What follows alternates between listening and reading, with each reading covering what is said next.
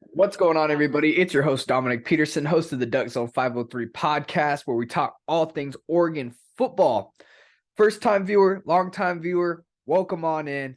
Kindly ask that you like, subscribe, and share the video. It really helps with the algorithm, but most importantly, what I ask you guys do is word of mouth, telling your friends and family about this podcast, the Duck Zone 503 podcast, where we talk all things Oregon football. Really appreciate everybody that does lock in with me. Also, I'm on social media on Instagram and Twitter. Also on Facebook at Duck Zone 503. Simple search of the name of the podcast. Go ahead and follow me there. Welcome in, everybody. We had breaking news yesterday as Oregon needed to hire a safeties coach. Tulane defensive coordinator Chris Hampton is leaving for a defensive position here at Oregon. Now, they didn't specifically specify that he was hired on as a safeties coach or defensive coordinator, as Tosh Lupoi already holds that role, but it is pretty assumed that it's going to be the safeties coach role. This is a long-awaited move. About 2 to 3 weeks, we were all kind of waiting. Not a lot of candidates. This wasn't a hotbed move, as you know, not a lot of people were talking about this move. Is recruiting, transfer portal, bowl game was all happening last month. So it's kind of went under the radar a little bit, but it's nice that Oregon finally found somebody that was ready for this position. Dan Lanning really took his time with this one, and they get their guy, Chris Hampton. This was a long-awaited move as they look to fill the role as former Oregon safeties coach Matt Pallage left for Baylor about a couple weeks ago. In my opinion, this hire with Chris Hampton is another under-the-radar hire that no one's seen coming. I think in the future, this will be looked at as another successful key hire by Dan Lanning. I mean, we've seen this by Dan Lanning, right? He's made those under-the-radar low-key hires, those young up-and-coming coaches that nobody really knows about yet, but Dan Lanning has good relationships with and sees a lot of potential in these coaches. I mean, we've already seen it with, let's talk about running backs coach Carlos Locklin, right? Carlos Locklin spends most of his time working at high school, working with high school kids in Memphis, gets a job out there working with Memphis, a little-time job, and gets connects out there, and then finally gets the job at Oregon, right? Big time hire. Look what he's doing for the running back room here, recruiting Jaden Lamar, Dante Dowdell. These are big guys from the 2023 class. Getting Jordan James, flipping him from Georgia late last year. Great recruiter, as we've seen from Carlos Locklin. What about Kenny Dillingham?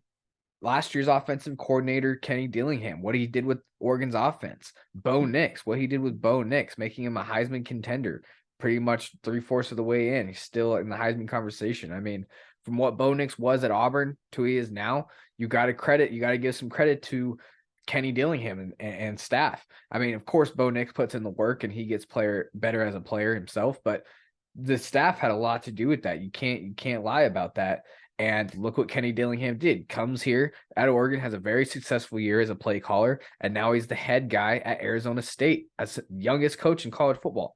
So when you come here at Oregon, and you're successful at what you do, you definitely have the chance of getting promoted, not only within, but external sources as well. We've seen a lot of coordinators. I can make a whole list for you guys if you really wanted it on how many coordinators have left for head coaching jobs since like 2015. There's a whole list I can go through. So Chris Hampton, another under the radar. Not a lot of people seen this one coming. Not a lot of media pundits were talking about this, but boom, they get another guy. And Oregon on social media, fan reaction on the Oregon side, very excited. Just not a lot known about this. That's why I'm making the video for you guys. And then on the Tulane side, looking at what their fans' reaction about, they're not happy that he's leaving. I mean, they're pretty upset that he's going to be leaving, and they really like this guy. They really respect this guy, which is a good sign. Really good sign when you see the other side kind of upset and a little saddened about the move of him leaving. So let's get into it. Who is Chris Hampton for all the Oregon fans who don't know? So former South Carolina safety, played there from 2004 to 2007, was a 2-year starter there for the Gamecocks. Put up 106 total tackles, 6.5 tackles for loss, 2 sacks, and 3 interceptions in his career. He also won the team's Harold White Award, given to the player with the highest GPA on the roster. Started his coaching career as a GA that's graduate assistant, by the way, for anybody who doesn't know, at Arkansas State in 2008. moved to a GA position with Georgia Tech from 2009 to 10. Hampton spent 1 year as a safety coach for Central Arkansas in 2011. Then he joins the McNeese staff where he coached defensive backs for 4 seasons at McNeese State. After 4 seasons there, from 2016 to 2019, Hampton moved to Tulane, where he was the defensive back coach for 3 years. Spent 1 season as the Duke Blue Devils defensive coordinator before taking over and returning to Tulane as their defensive coordinator, as he gets a defensive coordinator role. Have to remember, we said this with the hire of Will Stein, right? Will Stein, the new Oregon offensive coordinator. We got to look at what they did versus what they had. Now, Tulane, G5 school, really small school. Let's look at their recruiting classes. This is via 247 Sports. 2019, they had the 90th ranked recruiting classes. 2020, 70th. 2021, 81st. 2022, 78th. So one of the worst recruiting classes in all of college football, bottom half of college football here. Now listen to this, what Chris Hampton was able to do with this dreadful recruiting classes. What was he able to do with the talent, right? What he had versus what he did. 2018 by far was his best coaching season. The Green Wave was established as one of the best pass defenses in the AAC, led the nation in pass breakups with 70, ranking number 1 nationally in passes defended with 88. Secondary was also responsible for 12 total interceptions in 2018, which was 40th nationally. Top half of college football there. 2 of the top players from that 2018 team was Donnie Lewis and Roderick Teamer. Both went on to play in the NFL, with Lewis getting drafted by the Cleveland Browns in the 7th round and Teamer signing a free agent contract with the Los Angeles Rams. As defensive coordinator, Hampton's defense was fairly impressive. 2022 Tulane defense as a DC. The Green Wave made it to the Cotton Bowl, where they upset the USC Trojans. In my opinion, the best bowl game that I was able to watch besides the Ohio State Georgia one. I'd put that second. Tulane gave up just about 24 points per game, which ranks 39th in the nation. Again, top half in college football there. Opponents averaged just 6.4 yards per pass against the Green Wave. That's 15th in the nation, and 5 yards per play.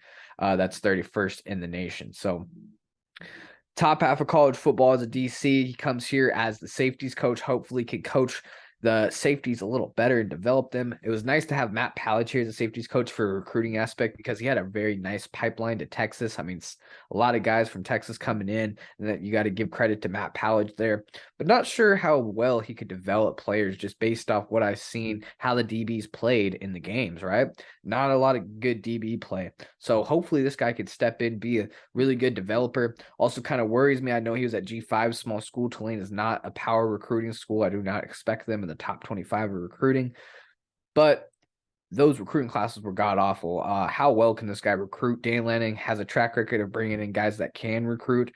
So I'm very interested to see how this guy develops, how he recruits. Welcome, he's not a DC. I was about to say defense coordinator. Welcome safeties coach Chris Hampton, as he comes from Tulane.